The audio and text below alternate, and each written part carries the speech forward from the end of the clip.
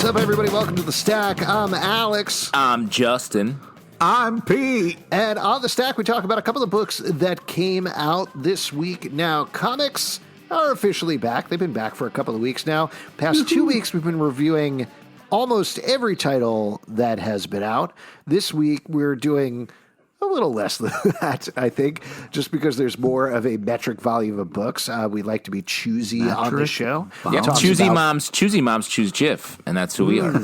And so we're choosing the GIF of comic books here, but we're still talking about quite a bit of them because Marvel, for example, only released 4 titles. DC's only releasing a couple of titles, et cetera, et cetera. But let's jump into it. This is a big one. Birds of Prey #1 from DC Comics, written by Brian Azzarello and pencils by Emanuela Lupacchino. This is a Black Label book, so expect a little bit of the old adult content going on as Harley Quinn comes back to Gotham, teams up with the Birds of Prey, of course, well-timed with the movie just coming out, and that all worked out for them. Wow. Indeed. I like this book a lot, though. Brian Azzarello is great, and what he does here is really sort of very carefully positions all the characters in the book and in the story. I love Renee Montoya sort of being a big figure here. The first section where Black Canary's talking to this guy that she dated is just so well done. It feels like the opening sequence of a movie. Like, this book is awesome.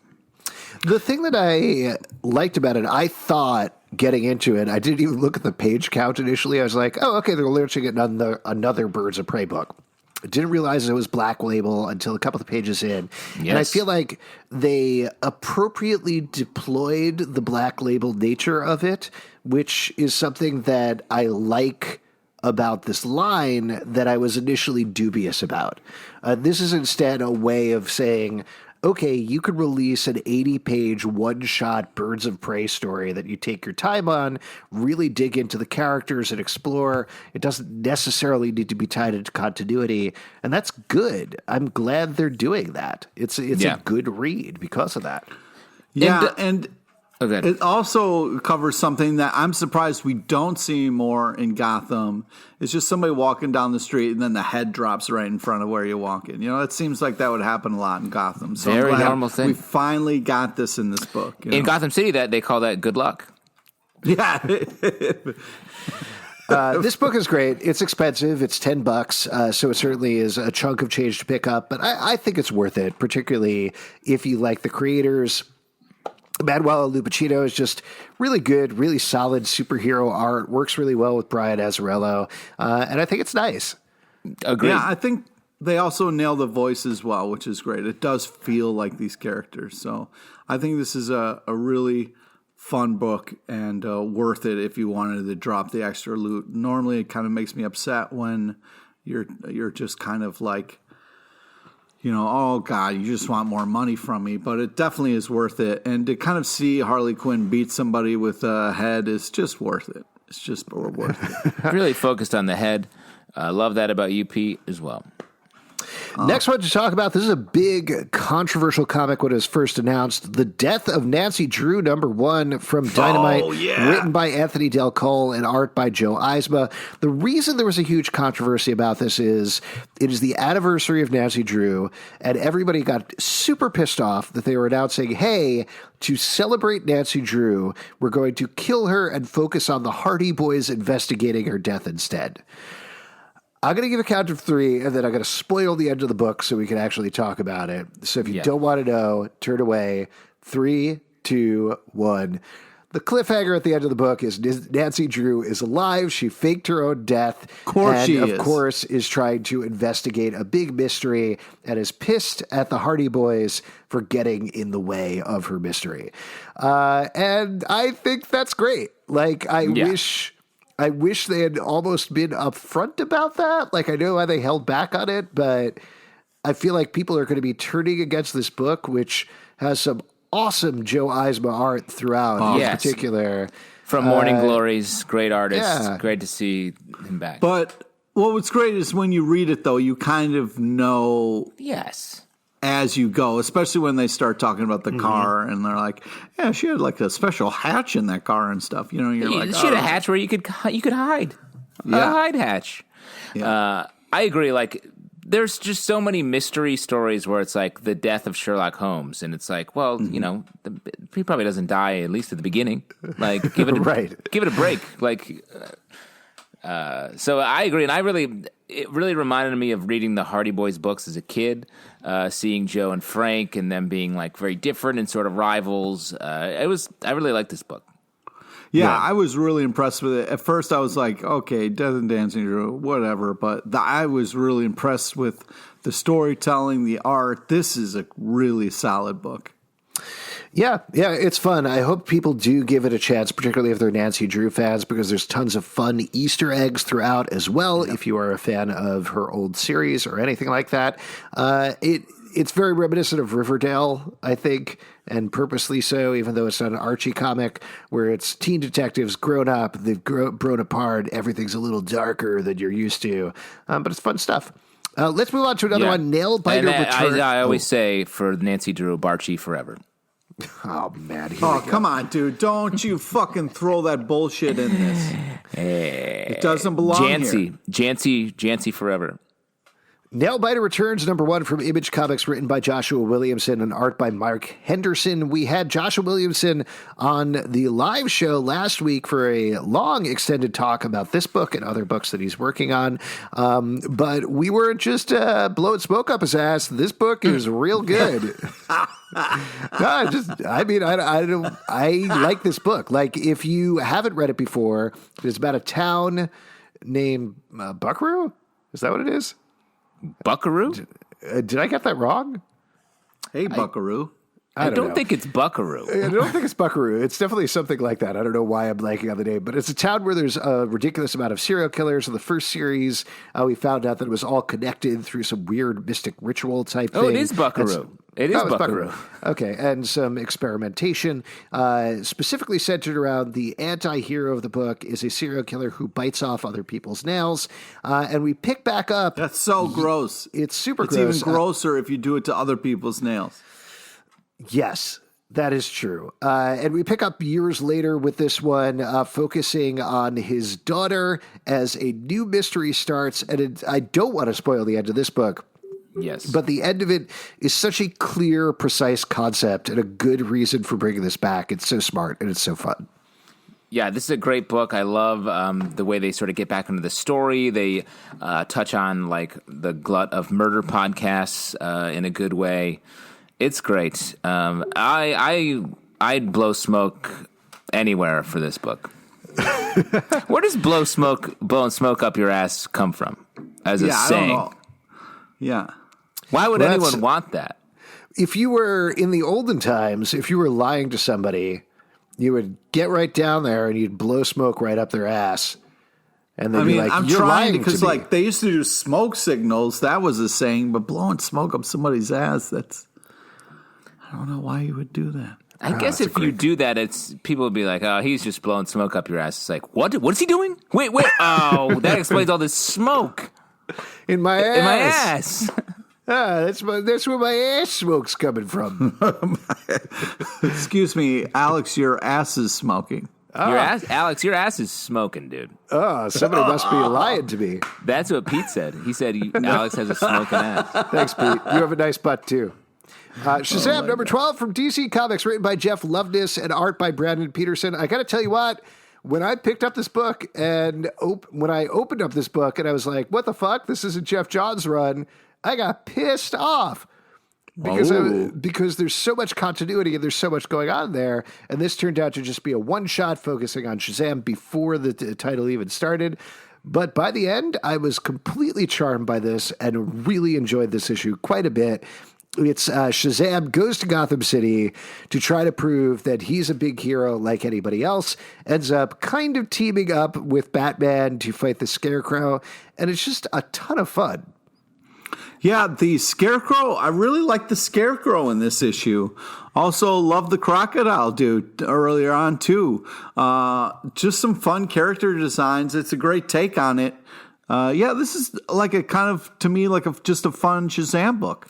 I agree. I thought this was a great story, and I get that you were like felt like someone was blowing smoke up your ass because it wasn't the story that you wanted. But it really, this is a great story. Batman is really excellently done in the back half of this book, and I love the way they're portraying Shazam and the way that Scarecrow's powers affect Shazam. Scarecrow's gas affects Shazam. Very cool. And also, like, really badass Batman jump off the roof moment where he's like, Batman, your Superman teams up with me. Oh, yes. Superman teams up with me. Great line.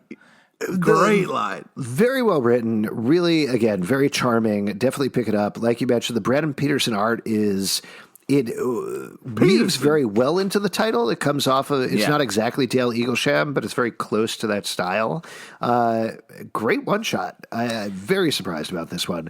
Let's move on to a Marvel comic real quick book. Before you move on. Back in the 1700s, doctors literally blew smokes up people's rectums. It was a mainstream medical procedure to resuscitate people who were presumed dead. Shut the fuck up. So if you maybe it's like, oh, he drowned, they were like, well, let's just blow smoke up his ass to see if he's still alive. And sometimes people would be like, I'm alive. Thanks for... way that revived. There's no way that worked one time. It was so popular that the equipment to blow smoke up people's asses was hung alongside major waterways such as the River Thames. Just walking along the waterway, stick some smoke up your ass. What was it? Just like one of those fireplace, Yes, a bellows. It was a bellows. A bellows in a tube. Woo! That's how I want. I want an alarm clock that wakes me up every morning that way. Oh, get me out of bed. Why did you put that image in my head? I don't think we can asshole. get any bigger on this podcast. I think we're done with the podcast at this point because we've peaked in terms of information we can impart on people. Yeah. Scream number 6 from Marvel Comics, written by Clay McLeod Chapman and art by Chris Mooneyham. This is spinning off of Carnage and Absolute Carnage and Venom and everything else. And Pete, you must have loved this because this is Scream, a symbiote, fighting Punisher, who's a villain. A loser. And Sandman, another loser. All right. First, slow your roll. Okay, so this book is weird because it's more of a team up than it is them fighting. It's weird because all of a sudden everybody's after the same person. I liked this comic, but also it kind of drove me a little crazy because it was like, okay, we all have the same enemy, and then we're fighting over who gets to kill the bad guy. And I didn't know Sandman had these weird compartments in him that were bottomless and people could live down there and shit. So the idea of the book is that Scream is tracking down a pedophile, Jeffrey Epstein style. As you should. At the same time as Punisher is tracking down the same pedophile, and Sandman is also tracking down that pedophile. And as Pete mentioned, they all want to kill him, but in slightly different ways, I think what's going on. And it was a weird book. The Sandman feels the weirdest to be there. Yeah. But it does lead to some great, he basically opens a hotel in his body. Yeah. This felt like they took two comics and jammed them together because at the same time as they're dealing with this whole big supervillain fight or anti-hero fight, I guess, there's also some people who are in a cult of the She-Goblin or Lady Goblin or whatever she's called, Lady Demo-Goblin, who are also kidnapping kids. So it's like half and half an issue. It's the Creepers. The Creepers, there you go. I think Chris Mooneyham's art is pretty good. Yeah, I like the art in this a lot. It did feel like there was so much going on. I will say I liked the way it ended.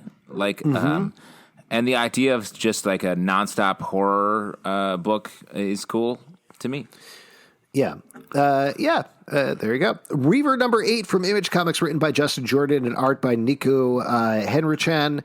This is a book that we've talked about quite a bit here on the show. This is a fantasy epic. When we were talking on the live show about fantasy epics, completely blanked on this. But this is basically like a dirty dozen in a fantasy world where everything has gone to shit. And at this point, we're focusing on the big burly dude who is unstoppable and the small sharp-toothed lady who likes to eat people, teaming up, going after a girl. This is a talkier issue than usual, but I still think the action is great. Yeah, I agree. This felt like a real departure from the other issues in the series, but I still like it. I like specifically. I like these two characters. They're the most fun characters in the book, so I like that they were highlighted here. Yeah, this is nice. I mean, the art is fantastic. Some great kind of storytelling, but yeah, it's a lot of like kind of sitting around talking. But you still get some real kind of like badass moments. And again, it's a bunch of people kidnapping kids. I don't know why that's a fucking theme right now, but yeah, let's kill people who kidnap kids. You know what I mean? Great. Yeah, great. Good stats, Pete. Thanks. Aggrestsuko #3 from Oni Press, written and illustrated by Brenda Hickey. This is picking up off the Netflix anime series that is about a cartoon fox. She works at a regular old office, but can't express her female rage in the office except outside of the office through metal music. I got to tell you, I've never watched the show. I've heard great things about it, but I just haven't had a chance to check it out now. But I really like this book a lot. I thought it was very fun and very precise. It starts off with a Canadian goose named Karen, who shows up at the office and starts explaining all the things that are wrong in the office, and very, like, the office jokes are very precise throughout, I think, but ultimately they find a common ground between the two of them against their male chauvinist literal pig boss, and I thought it was a really fun story. I was glad we read this one. Yeah, I liked the way it landed. Like, I think some of the office stuff in the first half, I was like, okay. And then the way it ended, I thought was really, really nice and really sweet. Yeah, I mean, what's so good about this is, it's cartoony and kind of like fun, but like this office stress, like I was stressed out reading it.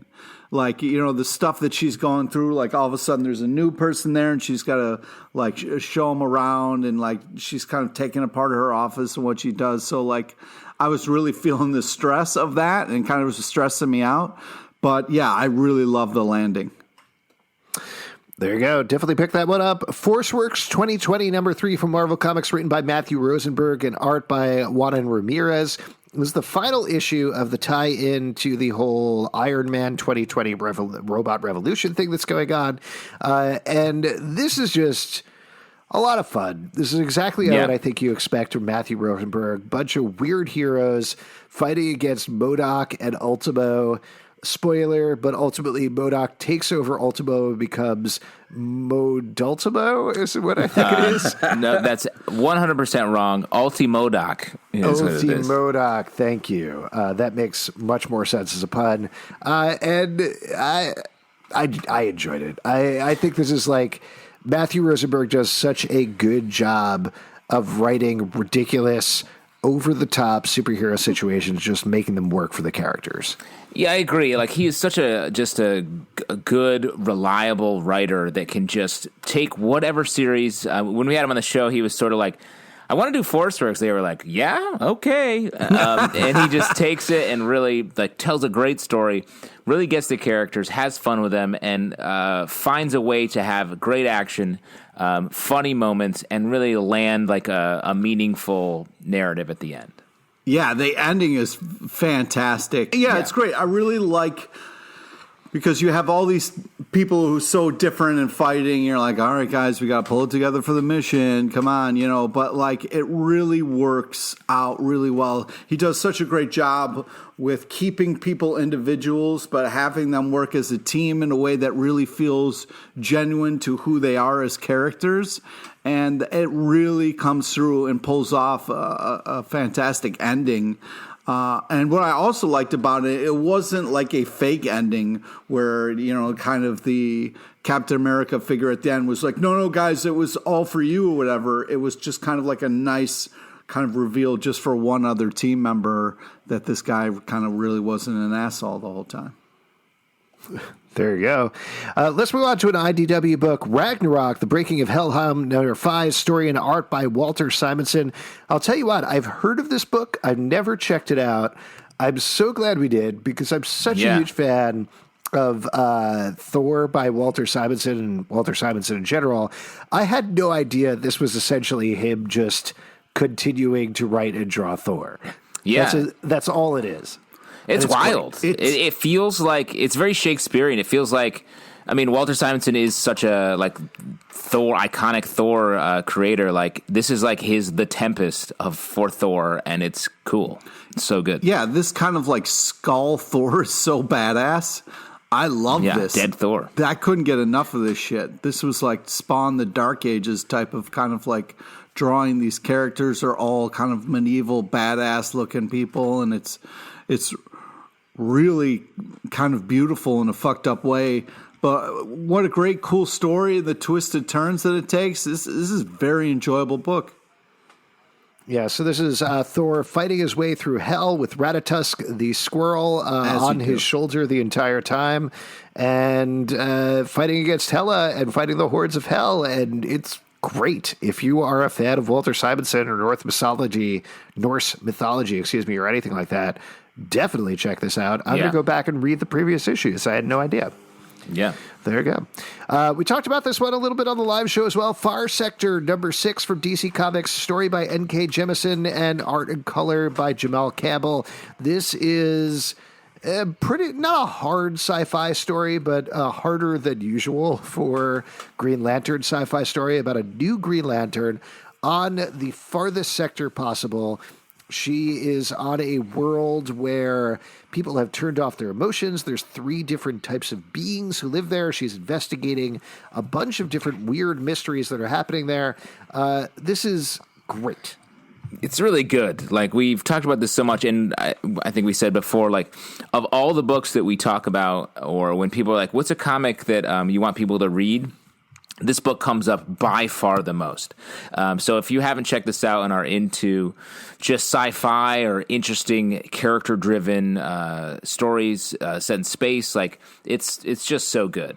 There's this whole thing about like suppressing emotions and the value in that and the value in not doing that just is the undertone for this whole the half of this book, and then we get some action throughout as well. It's great. Yeah, I mean, the art alone is worth picking this up. But yeah, this is such a creative, fun take on, maybe not one of your favorite characters ever, if you're like me, Green Lantern, and it's just done in such a great way where you're not dealing with all the bullshit and all the fucking rings and the weaknesses and all that fucking shit. It's just about a very interesting character trying to kind of like piece together mysteries and like why things happen and how things happen in a completely different world. It's knocking it out of the park. I can't recommend this book enough. I'll also mention this is a good jumping on point if you haven't been reading the book. There's a very fun recap page right at the beginning that simply explains the concept. This starts a new mystery that I assume eventually will tie into the other big mysteries of the book. But definitely read the previous 5 issues, but if you haven't and want to start here, that's totally fine too. Let's move on to a final issue, Critical Role Vox Machina Origins #6 from Dark Horse, script by Jody Houser and art by Olivia Sampson. This is, of course, a spin-off of the popular podcast of the same name. When are we going to get our comic book is my main question. Yes. Well, I guess we would probably have to figure out what would happen in a comic book that we were the characters in. Mm-hmm. Mm-hmm. I definitely would be the guy with a giant axe, though. I want to just put that out there. Right. So on Critical Role, they play role-playing games and they act out these characters. So this is adapting those characters. That makes a lot of sense. So our comic book would be us sitting around and doing podcasts. Oh yeah, it's probably not fun to read. Fun, but this is it's a comic about nothing. Nice Seinfeld there. This is fun. The art's fantastic. It's kind of a classic D&D type of story, if you will. There's wizards and violence and fun. I think this is a cool book. Did you ever play that when you were growing up? Wizards and Violence and Fun? Oh, yeah. It's how I live my life. Oh, okay. It was a much easier game to get in than D&D. Yeah. Very short book. You have one stat, and Yeah. that's it. Have fun, bros, is what the pamphlet said. Yeah. Yeah, this is a fun book. I mean, because I don't listen to the podcast, I didn't know. I could tell that stuff was happening that I should know. So it's hard to know exactly what was going on. But just the main story I thought was cool. They had to gather these objects to save their friend, and I guess you have to read to see if they do. There you go. Next up from Boom Studios, Buffy the Vampire Slayer, Every Generation #1, written by Nila Magruder, Morgan Beam, and Lauren Garcia, and Caitlin Yarsky, illustrated by Lauren Knight, Morgan Beam, and Caitlin Yarsky. This is 3 short tales of the Slayers throughout the different generations, as you could probably figure out from the title. This was very pleasantly reminiscent to me of the old Dark Horse Buffy comic books, where they had the Tales for the Slayers anthology, and I believe this is essentially the same idea. So, as usual, you're going to get kind of like a mixed bag of stories. Some you might like, some you might not. In particular, the first story is a big Buffy story. As far as I can gather, it seems like it's the last Buffy story is kind of what they're telling. Yeah, it's sort of like if Buffy failed and what she would do. And I thought that was cool. Not knowing that that's what this book was, I really liked the first story. Yeah, I did too. I think the art's fantastic. It's a really cool story. Another story kind of taking place of someone going down to hell to kind of take care of business. But yeah, great art. But, it kind of hurts, too, to think about Buffy failing. I don't like to think like that. Mm-hmm. The next 2 stories, I thought the art was absolutely gorgeous. Yes. The second story is, I think, was Haitian, maybe? Something like that. The second story, the art was really great.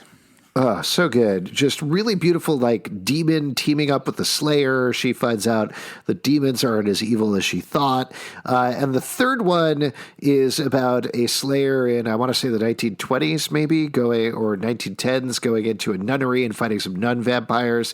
But again, very good art in that one, too. Yeah. And the last splash page, in particular, was very good. So if you're a fan of Buffy the Vampire Slayer, if you're a fan of the franchise, if you like the old Tales for the Slayer book, this is one to check out. Revenge of the Cosmic Ghost Rider, #5 from Marvel Comics, written by Dennis Hopeless Hallam and art by Scott Hepburn. This is the last issue of this title. This is a slightly more serious take on Cosmic Ghost Rider as he battles Mephisto for Mephisto. Multiple souls. What did you think about this wrap-up here? This was great. I mean, this is just kind of like Punisher kind of making the sacrifice for others, not thinking about himself. Maybe he could have been a little smarter at the end there, but this is just great art, kind of badass. Just this combo of like Punisher heightened to this kind of crazy degree is fun.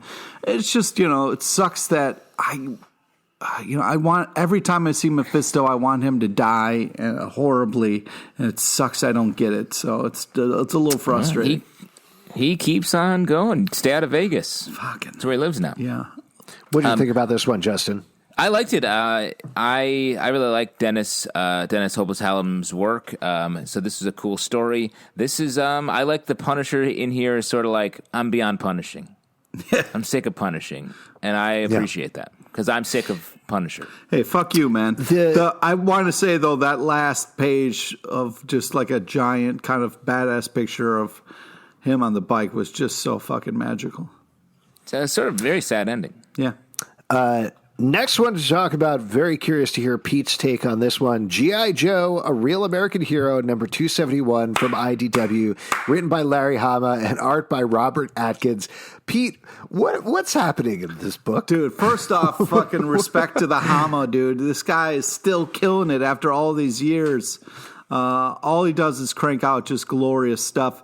I don't know if you're not a fan of the old, like, cartoon series or the comic book if this is like fun for you, but just the fucking roll call that they have to do, just like saying all these crazy names out loud is so much fun. It's funny you bring that up because that's exactly what I never watched G.I. Joe when I was a kid. My mom was like, you can't watch G.I. Joe. Yeah. And this comic felt like someone lined up their action, Larry Hama lined up his action figures like, I know my story. Yeah.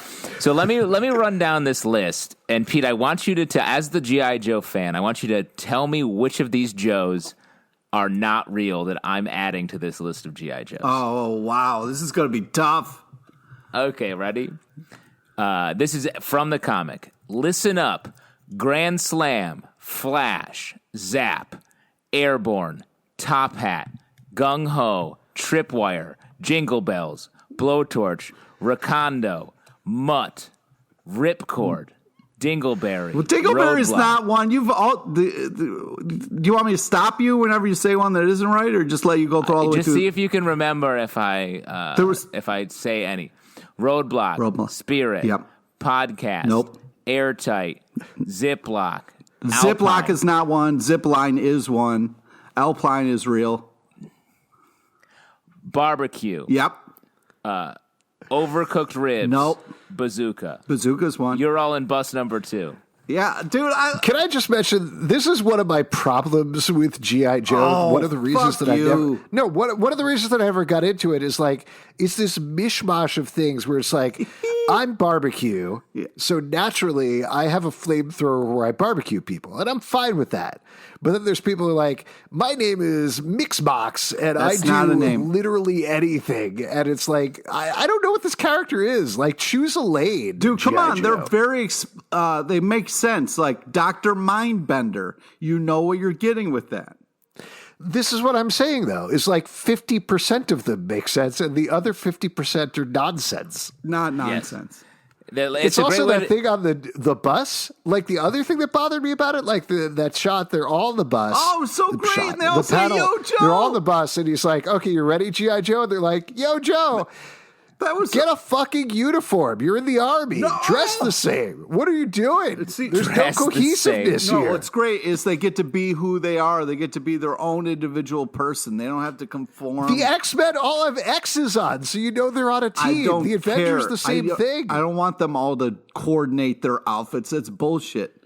This is You think That's you crazy. think the real army should be able to be like, all right, what's your thing? this isn't the I real wear a army. full- We're not talking about the real army.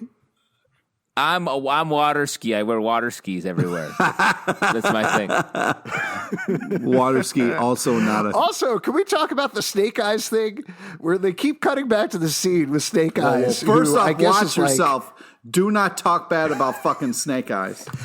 My I will problem say, is Pete- not Snake Eyes. My problem is the other character in the scene who I don't know who it is. She was a woman, so she's like Womanor or something like that because stop that's it. her specialty. They say her name Anyway. later on, and she's Female. new, and she's not sure if she's into Cobra. Like, she's like, oh, I'll join Cobra. It seems Okay, like a anyway, cool... she's looking at Snake Eyes. She's like, I swear to God, Snake Eyes, don't you get up for that bed. And he gets up for that bed. And she's like, Snake Eyes, don't you put your hands on those bars. And he puts his hand on the bars. And he keeps going. He's She's like, Snake don't Eyes you want, knows you got a he's lockpick? not going to get shot, so he's calling her bluff. It's a smart move. You got a lockpick? Don't you pick that lock, Snake Eyes? Oh, no. What are you doing with your hand? It ends with him being like, what are you doing with your hands? Stop doing that with your hands. She doesn't do anything. Here's the thing, though. Snake Eyes should really be like a gambler. Why is he a ninja? It's a whole thing. Like, he can't talk, It's a... That doesn't have anything to do with Snake Eyes. Snake Eyes is just a because snakes can't badass talk? name that you give to somebody who's badass. That's how it works. He should be don't Sneaky Sword. Doesn't have the same ring. Well, I think, as you can tell, all three of us agree this book makes no sense. Moving on wait, to... no, Let me say real quick. Yeah. We talked about a G.I. Joe book last week on the stack, which was amazing. Mm-hmm. This book is not this. This book is not amazing, but it's wildly different. But to Pete's point, he said last week, whenever you don't know what to do in G.I. Joe, throw Snake Eyes in there, Yeah. and that's literally what this book does. So I just wanted to say, like, this, Larry Hama knows who he's writing to, and this is like He knows Joe's. it brought me right back to a kid watching Saturday morning cartoons, being excited about people suiting up for the big mission. And like Snake Eyes is always off to the side doing his thing, and he's going to join up with him. It's just a matter of time. I love this book. It doesn't make sense. It's probably weird to outsiders, but Larry Hama is a legend and he's killing it. It's just crazy that he was able to meet up with Lawn Mow. It's not real. Nope. Pig Broach. Nope. Big Hands. Bookcase. Nope. There we go. Copra, number 6 from Image Comics by Michael Fife. This is a much more understandable book, I think, than the G.I. Joe book. What are you talking about? This is Michael Fife doing this very surreal take on epic superhero battle comic books. It's mostly, at least in the front, a bunch of splash pages giving you a sense of what might go on in an epic superhero battle, but in a very dreamlike state. And then there's a bunch of stories beyond that. What'd you think about this one? I loved this. I thought this was so cool. I mean, we've read a bunch of Copra over the years, but this is it was really cool. Each page gives you so much to just like look at and take in, and it's all really like smart and I thought it was great. Such a refreshing read. Yeah, it was. The art's fantastic. It's some really great kind of storytelling. It was a little tough because there's no words, which I hate saying out loud. I had to kind of look this over a couple of times to try to see what was going on, but very artistic, very cool, definitely worth picking up. Yeah, this is great, particularly for the art. And as a big package, too, it's a oversized comic book, so great one to pick up. Next up, Backtrack, number 3 from Oni Press, written and created by Brian Jones and illustrated by Jake Elphick. This is such a smart, such a precise comic. If you haven't been, if you haven't been reading this book, it's essentially Cannonball Run through time. Where it's a car race, but they're traveling through time. It's deadly. They might not make it back. If you ever watched the series Drive, that only ran for a very short period of time on Fox, where it was a similar sort of thing, but without time travel, where it was essentially a death race. I really enjoyed this a lot. I thought this is great. I agree. It was such a smart take on just time travel or like being mixed up in time. Very cool. The art, if you're a fan of Raphael Albuquerque, It is like right there with his work on American Vampire. Very good. Yeah, this is very interesting. A lot of unique characters in this, which is great. It's a very unique, interesting story that I was like, I'm not sure what's happening, but I'm having a lot of fun.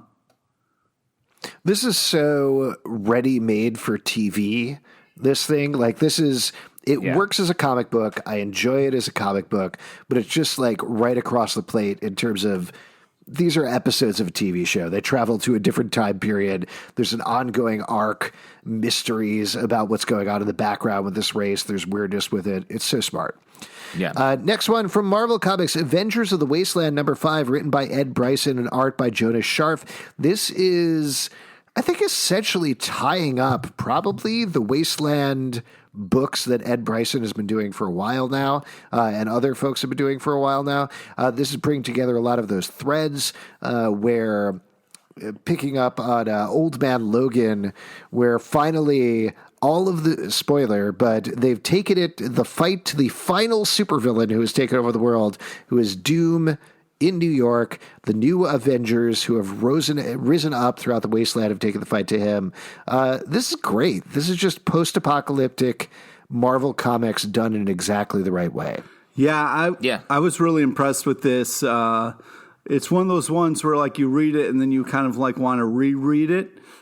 Just because of the ending, because like it starts off and Doom just looking at this painting of himself, and it's not until you get the end that you really kind of get what he's doing there.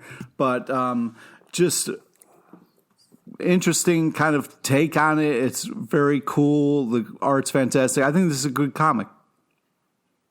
Yeah, I agree. I want more of books like this where it's just like a big swing, a post-apocalyptic story in the Marvel Universe. Next one to talk about from Dynamite. This is a big book, The Boys, Dear Becky, #1, written by Garth Ennis and illustrated by Ross Braun. This is Garth Ennis coming back to The Boys. Wow. Almost, 5-10 years later, something like that. Whatever it is, it's set a decade after the last book. Huey and Annie are back in Scotland, I want to say. Yeah. Ireland? Sorry? Wherever Huey is from, they're back there. And he's interacting with an old friend of his, but there's hints of Scottish town. They're in a Scottish town. Scotland, yeah.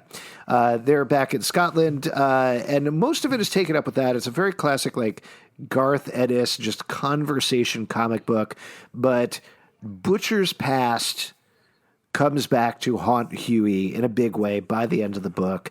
It is such a joy to revisit this world. I'm so happy he wrote this. Yeah, I agree. It'll be this book was sort of a real sort of slipping into it. Like, we don't know exactly what the story is going to be. It's really just like a catch up with everybody. Well, not even everybody, just really Huey and some of flashback Butcher stuff. So I'm curious what's going to happen, where it's going to go. Excited to keep reading. Yeah, it was great to kind of get back into this fucked up world. Garth Ennis, he loves this kind of shit. It's violent, it's fucked up, but man, is it interesting. And just seeing Huey as this like a Simon Pegg type character, it's just kind of it's fun to be back here, and I'm so glad the Garth Ennis came back for this. Ross Braun's art also flows very well from Derek Robinson's art from the book, which is nice to see. And to spoil a bit from it, I can't believe after doing so many issues of The Boys and writing so many other comic books, in the flashback, we see Butcher when he used to work with Mallory, cornering an 11-year-old boy in a bathroom and tearing out his tongue, and you don't realize until they tear out his tongue that the boy is very clearly Billy Batson, and they've taken out his tongue, and he just goes fa-fam, over and over, and he can't Smartly actually say the word. So gross and smart and perfect with the boys in exactly the right way. Great stuff. We should also mention we're going to be starting up a boys podcast, setting up Season 2 of the show. We're going to recap briefly every episode of the show from Season 1, getting into Season 2, whenever that's coming out. So look for that coming very soon. A couple of other books to talk about before we wrap up here. Star Trek Year 5, number 11, from IDW, written by Jackson Lanzig and Colin Kennedy, art by Stephen Thompson. This is basically James Bond versus the Enterprise, is the way of putting it, I think. Yeah. Well, like sort of weird original series, like just a random guy in a suit's the bad guy, and he can like do magic, basically. It's very interesting. Pete, you love this, though. Yeah, I love this. This is like, I didn't read much like Star Trek comics. Star Trek isn't kind of like my wheelhouse, but like I really like this approach. It was, Spock and Captain Kirk and all the guys, all the people that I know from the TV show, and like it was very unique, very interesting to see the kind of problem solving happening in the moment. A lot of action, a lot of kind of nice moments between the characters.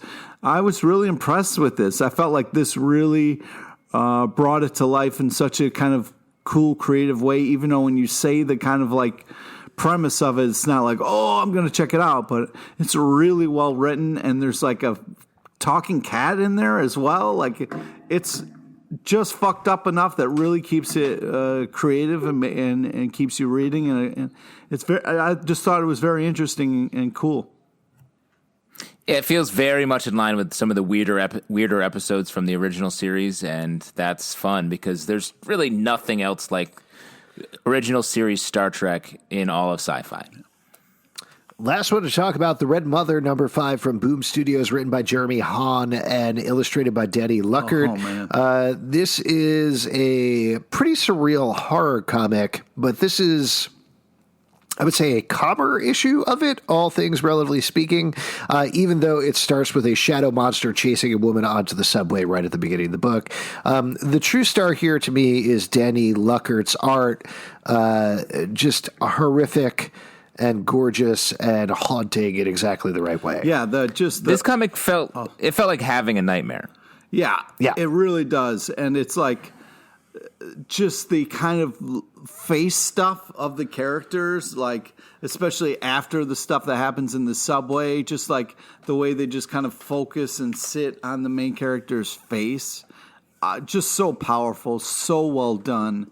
It's like a nightmare Miyazaki kind of villain with just like all black and the kind of white face thing. Yeah, it's really kind of an interesting comic. Yeah, good stuff. All right, if you want to support our show, patreon.com/Comic Book Club. Also, we do a live show every Tuesday at 7 p.m. to the internet on Crowdcast and YouTube. Come hang out. We love to chat with you there. iTunes, Android, Spotify, Stitcher, or the app of your choice to subscribe and listen to the show at Comic Book Live to check us out socially. ComicBookClubLive.com for this podcast and many more. And we'll see you next week on the internet. And we'll have with us all of our favorite Joes, like dance belt, mole removal. Nope. No. Haircut. No, come on, man. Shipwreck. Roadblock. Those are... Nah, those sound fake. Those sound fake. Those aren't real. Shipwreck? Yeah. Come on. I like Love Boat. It's not a real one.